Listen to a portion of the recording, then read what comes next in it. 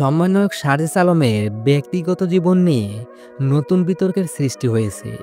তার স্ত্রী ডিভোর্সের শর্ত হিসাবে ১৭ কোটি টাকা দাবি করছেন, যা নিয়ে সামাজিক যোগাযোগ মাধ্যমে তুমুল আলোচনা চলছে।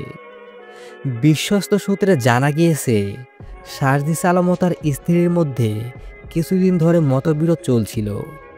এক পর্যায়ে বিষয়টি ডিভোর্সের দিকে গড়ায়। তবে তার স্ত্রী শর্ত দেন, যদি ডিভোর্স দিতে হয় তাহলে তাকে ১৭ কোটি টাকা দিতে হবে। এই দাবির পরিপ্রেক্ষিতে এখন দুই পক্ষের মধ্যে আলোচনা চলছে। আইনি বিশেষজ্ঞদের মতে এত বড় অঙ্কের অর্থ দাবি করার পেছনে নানা কারণ থাকতে পারে, যার মধ্যে রয়েছে দেনমোহর, ক্ষতিপূরণ বা পারিবারিক সমঝোতা।